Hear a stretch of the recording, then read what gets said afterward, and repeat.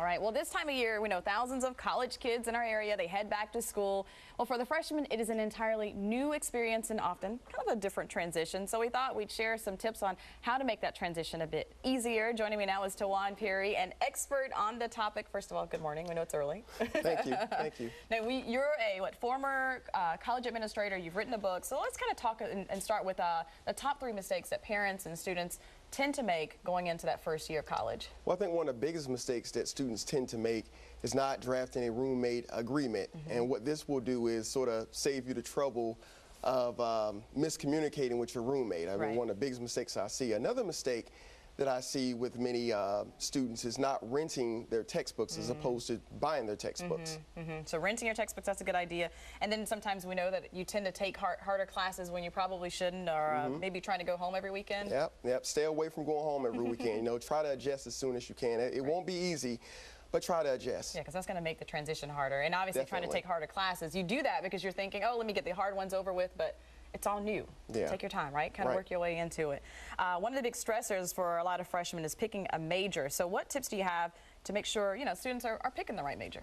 Well, one thing I would suggest is having students really explore their electives. And of course, the electives are the courses they're taking that's not their general education classes. So taking the first 2 years to really explore that.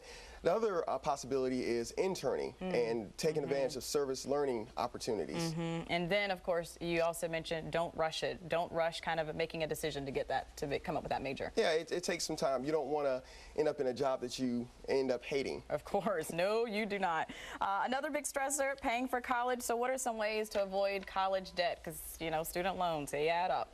Right. Well, one thing I would say is understanding the life of the loan. Right. And what I mean by that is really staying away from unsubsidized loans. Okay. These are the type of loans that accumulate interest while you're still in school. And then you also talked about applying for scholarships and finding out where you can cut costs, I guess, while you're in school as well. What do you mean that? What I mean by that is, let's say you have a meal plan. A lot of times schools will give you a meal plan. You may not necessarily eat that much. Right. So find ways to cut costs there by reducing your meal plan or becoming a resident assistant in your second year. Right. Community colleges, also an option?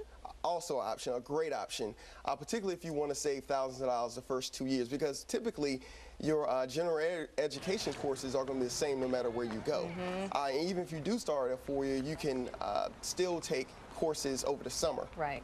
Some good ideas here, because we always talk about back to school for the, elementary, middle, and high school students. So for those heading to college for that first year, get some good advice. So thank you for coming in this morning. Thank you for having me. By the way, the name of the book, he's holding it right here, College Sense, What College and High School Advisors Don't Tell You About College.